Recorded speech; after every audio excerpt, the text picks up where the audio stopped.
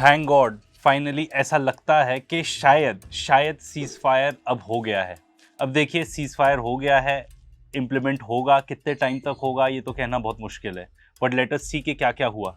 Last video में हमने आपको अपडेट दिया था कि कैसे यूएस ने ईरान की न्यूक्लियर फैसिलिटीज को अपने B2 बॉम्बर्स से बॉम्ब किया। उसके बाद ईरान और इजराइल के बीच में आपस में अटैक्स होते रहे। अपेरेंटली काफी एस्केलेशन हो गया था। ईरान ने अटैक किया एशडॉट को, जहां पर उन्होंने एक पावर स्टेशन को टारगेट किया और जो वहां का लास्ट रिमेनिंग पोर्ट है उसको भी टारगेट किया। अब ये बचा है कि नहीं ये port, this we don't know. Israel ने भी अटैक किया, बहुत सारी रिपोर्ट्स नहीं है, but given the track record and given जो रिपोर्ट्स अवेलेबल हैं, उन्होंने अंधाधुंध रेजिडेंशियल बिल्डिंग्स को टारगेट किया, वहां के एयरपोर्ट्स को टारगेट किया, वहां पे एक पर्टिकुलर जेल है उसको टारगेट किया, जो गवर्नमेंट एजेंसीज की बिल्डिंग्स है उसको भी टारगेट किया। अब आप देखो ये समझना जरूरी है कि जब ईरान अटैक करता है, इजराइल इतना पिद्दू सा देश है तो उसके पास एक लिमिटेड ही मेन्यू है कि वो कहां कहां अटैक कर सकता है। पर जब इजराइल अटैक करता है तो ईरान इतना बड़ा देश है, उसके पास इतने सारे टारगेट्स हैं। लास्ट नाइट सोने से पहले ही, एक तो इतना मुश्किल हो गया है ना, सोने से पहले कुछ ऐसी न्यूज आ जाती है, ठीक है, कि यूएस बेसिस को अटैक कर दिया कतर और इराक। इससे एक दिन पहले जब आप उठो संडे मॉर्निंग तो आप देखो कि वहां पे न्यूक्लियर फैसिलिटीज को टारगेट कर दिया है। मतलब ये क्या हो रहा है दुनिया में। चलिए हम तो फिर भी लकी हैं कि हम इस सब से थोड़ा दूर हैं, पर जो लोग इस चीज को जी रहे हैं,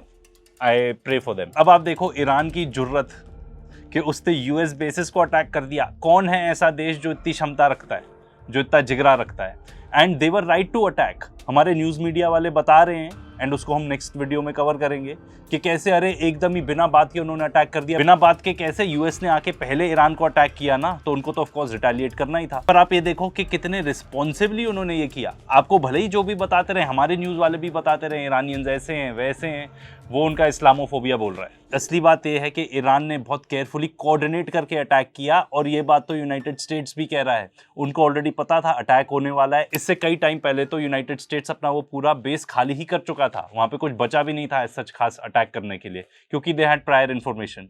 उन्होंने कतर को भी इन्फॉर्म किया। ये बात भी क्लियर है कि जो मिसाइल्स यूज की वो भी काफी पुरानी थी, ताकि इंटरसेप्शन आसान हो जाए, किसी का नुकसान ना हो। और वो ये भी बता पाए कि हाँ हमने अटैक कर दिया। किया तो ना अटैक यूएस बेसिस को, अस्थि में कुछ अगर डैमेज हुआ है तो we are not aware of that, अभी रिपोर्ट नहीं हुआ है। उन्होंने ऐसा मैसेज कन्वे कर दिया कि भाई आप हमारी कैपेबिलिटी देख चुके हो कि हमने इजराइल में जो जो किया, हमारे पास किस टाइप की मिसाइल्स हैं, वो हम यहाँ पे भी कर सकते हैं। पर डेफिनेटली ईरान भी ये चाहता था कि एक ऑफ रैंप मिल जाए, कॉन्फ्लिक्ट थोड़ी खत्म हो। इससे ये बात तो क्लियर है कि अमेरिका और ट्रंप भी जानते थे कि भाई सीज फायर कर लेना जरूरी है अभी के लिए तो एटलीस्ट। ये लोग क्या है एडिटर, बता दो इन्हें। दोगला है सबसे बड़ा।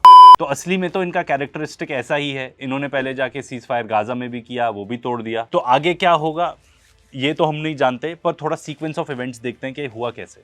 सबसे पहले आती है ईरानियन फॉरेन मिनिस्टर की स्टेटमेंट। इनफैक्ट ये जो स्टांस है ये ईरान का हमेशा से ही रहा है कि भाई अगर इजराइल अटैक करना बंद कर देगा तो हम भी अटैक करना बंद कर देंगे। उन्होंने साथ में ये भी बताया कि कोई भी अग्रीमेंट नहीं हुआ है। इसके बाद आती है सीज फायर की, जो ट्रंप अपने ट्रूथ सोशल पे रिपोर्ट करते हैं। मतलब ये इतनी अजीब सी बात है, पर इसको समझते हैं वो कहना क्या चाह रहे हैं। इसको अकेले समझना तो हमारे बस की बात भी नहीं थी, तो हमने कहा कि हम थोड़ी एक्सटर्नल हेल्प लें। तो लेट अस सी। उनका ये कहना था कि भाई सीज फायर होगा अप्रोक्सीमेटली अब से 6 घंटे में, और ये जो 6 घंटे का पीरियड है ये ईरान और इजराइल दोनों यूज करेंगे अपने वाइंड डाउन करने के लिए मिशंस। अब आप देखो इनकी पार्शियलिटी। तो ट्रंप कह रहे हैं कि ईरान पहले सीज फायर करेगा और फिर इजराइल फॉलो करेगा 12 घंटे बाद। मतलब क्या कहना चाह रहे हैं ये कि भाई 12 घंटे तक इजराइल को पूरी छूट रहेगी, वो जितनी बमबारी करनी कर ले, और ईरान कुछ नहीं करेगा। Israel must stick to the ceasefire for 12 hours after which ceasefire will be considered to be in full effect.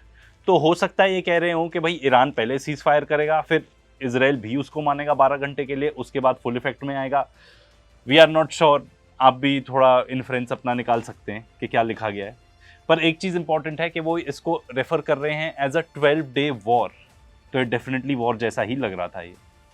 I don't think किसी ने भी ये माना था कि ये वॉर नहीं था। इसके बाद फिर रिपोर्ट आती है कि ईरान ने तो अग्री ही नहीं किया है, जैसा उनके फॉरेन मिनिस्टर भी बता रहे थे। इजराइल की तरफ से जो यहाँ पे यूएसए का अटैक डॉग है, इनका बुल डॉग है, जो भी वर्ड आप यूज करना चाहते हो, वहां पे रिपोर्ट आ रही है कि एक गैग ऑर्डर दिया गया है कि कोई भी एक स्टेटमेंट नहीं करेगा, जो करेंगे नेतन्याहू करेंगे। इसके बाद फिर रिपोर्ट्स भी आने लग जाती हैं कि इजराइल अटैक कर रहा है तेहरान में, ईरान ने भी लॉन्च कर दिए मिसाइल्स इजराइल के अंदर।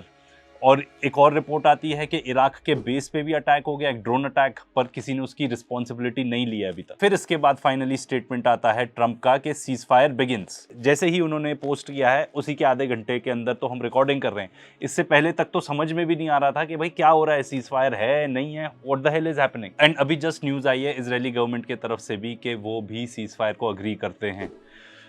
फ्यू, थैंक गॉड, ये तो हुआ।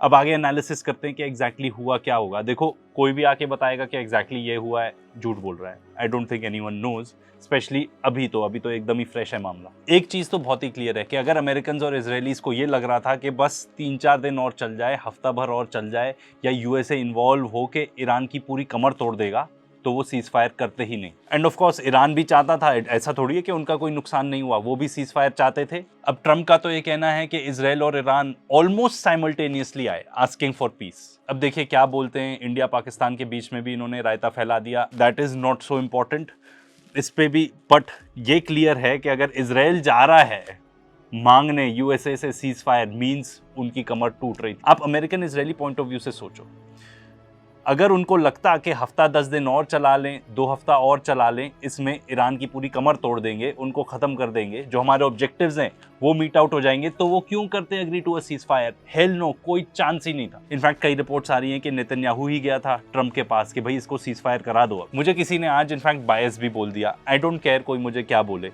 हम तो कोशिश करते हैं आपको वो पर्टिकुलर साइड ऑफ थिंग्स बताएं जो एक्चुअली फैक्चुअल हैं, तो इसलिए और ज्यादा ब्रेक डाउन करके आपको बताते हैं हमारा पॉइंट ऑफ व्यू। अमेरिकन और इजरायलीज के क्या थे ऑब्जेक्टिव्स? सबसे पहले रिजीम चेंज करना। क्या वो हुआ? बिल्कुल भी नहीं। बहुत सारे लोग जो अमेरिकन के साथ थे कि शायद अमेरिकन के साथ जाके हमको एक अग्रीमेंट मिल सकता है, पीस मिल सकता है, दे वर प्रूवन रॉन्ग। इन पूरे अटैक्स के बाद लोग और करंट लीडरशिप के साथ जुड़ गए हैं। They feel they are right, because जितने भी वहां पे हार्डलाइनर्स थे ना, दे आर प्रूवन राइट कि आप इन लोगों के साथ नेगोशिएट ही नहीं कर सकते कुछ। पूरी तो कोशिश कर ली, एंड रिजल्टेंट क्या था? जो हिपोक्रेसी है वो अब ईरानियन लोग भी देख रहे हैं कि इनके साथ नेगोशिएट करके कोई चांस है ही नहीं, आपको फोर्स ही दिखानी पड़ेगी, अपनी बात इंप्लीमेंट करानी पड़ेगी। This is number 1। नंबर 2, क्या ईरान का न्यूक्लियर प्रोग्राम खत्म हो गया? बिल्कुल भी नहीं। क्लियर कट रिपोर्ट्स हैं जिसको कोई डिनाई भी नहीं कर रहा कि वो ऑलरेडी वहां पे जो की मटेरियल था उसको वहां से मूव कर लिया था उन्होंने। इफ एनीथिंग, आपने तो उनको और धकेल दिया इस डायरेक्शन में कि आपको न्यूक्लियर वेपन बनाना ही पड़ेगा। तो ये दो जो मेन ऑब्जेक्टिव थे यूएसए और इजराइल के, क्या ये फुलफिल हुए? The answer is no. In fact ये 12 दिन में क्या क्या चीजें सामने आ गई। सबसे पहले इजराइल का iron dome, a total failure. वहाँ के जो लोग हैं वो ये सब नहीं झेलना चाहते, दे हैव ऑप्शंस, वो वहाँ से कट लेंगे। थर्डली, इजराइल एक छोटा सा देश है जिसको ईरान इजीली टारगेट कर सकता है। वहाँ पे उनके पूरे पोर्ट्स खत्म कर दिए, एयरपोर्ट भी दे आर सेइंग कि जो बेंगुरियन एयरपोर्ट है वो फुली फंक्शनल है नहीं। तो इजराइल में अटर केओस मच गया। एंड जैसा हमने पहले भी बताया, अगर ये लंबी चलती तो सबसे ज्यादा नुकसान इजराइल का ही होता। एंड जहाँ तक अमेरिका की बात करें, वो और इजराइल एक ही है, फर्क कुछ नहीं है। पर ये बात भी क्लियर हो गई थी कि अगर यूएसए और जाके ईरान को अटैक करता है, फुल फ्लेजेड वॉर खुद चालू कर लेता है, तो डोमेस्टिक प्रेशर इतना ज्यादा हो जाएगा, देयर वर चांसेस कि शायद डोनाल्ड ट्रंप ही इंपीच हो जाए। तो वो अपनी कुर्सी क्यों दाव पे लगाएगा? इन शॉर्ट, अगर आज के डेट में सीज फायर होल्ड करता है, विच वी होप के इट डज, तो Iran comes out on top 100%। And ऐसा क्या हो सकता है कि सीज फायर टूट जाए? सबसे बड़ी प्रॉब्लम तो है नेतन्याहू, क्योंकि इजराइल में आप जो भी मैसेज दे लो, अभी बहुत सारी स्टेटमेंट्स आएंगी, वो बोलेंगे कि हाँ हमने उनका न्यूक्लियर प्रोग्राम को 2-4 साल पीछे धकेल दिया एंड हमने अपना वर्ल्ड स्टेज पे अपना एकदम दिखा दिया कि हम कितने बड़े हैं। ये सब all of that is bullshit. असलियत तो ये है कि इजरायली लोग जो हैं वो बहुत भारी सफ़र कर रहे हैं। रिपोर्ट्स हैं कि वहाँ पे 40,000 क्लेम्स आ चुके हैं फॉर डैमेज प्रॉपर्टी। तो जब इतनी नाजुक स्थिति में है इजराइल, अब जब सीज फायर होगा तो सबसे ज़्यादा नुकसान किसको होगा? नेतन्याहू को। तो सबसे ज़्यादा हाई प्रोबेबिलिटी सीज फायर टूटने की इजराइल की तरफ से ही है, क्योंकि ये आदमी अपना पॉलिटिकल करियर बचाने के लिए कुछ भी कर सकता है। हमने तो रिकॉर्डिंग खत्म कर ली थी, पर एडिटर को फिर से परेशान करना पड़ गया। लेटेस्ट न्यूज़ ये है कि इजराइल अक्यूज कर रहा है ईरान को कि उन्होंने मिसाइल्स लॉन्च की है और सीज फायर तोड़ा है। ईरान का कहना है ऐसा कुछ भी नहीं है, पर अब इजरायलीज का कहना है कि अब हम इसका मुंह तोड़ जवाब देंगे और ईरान को फिर से अटैक करेंगे। क्या होगा ये तो पता नहीं, या क्या हुआ ये तो बिल्कुल कोई नहीं बता सकता। किसी के दिमाग में तो शरारत है, या तो ईरान झूठ बोल रहा है, उन्होंने एक्चुअली मिसाइल्स लॉन्च की उसके बाद, सीज फायर होने के बाद। अगर for some reason Iran ceasefire नहीं करना चाह रहा, तो आई वुड से कि ये तो सबसे बुरी खबर है इजराइल के लिए, क्योंकि अगर उनको लगता है कि हफ्ते भर हम और चला के इजराइल को खत्म कर देंगे, उनकी कमर तोड़ देंगे, तो this is also very bad news.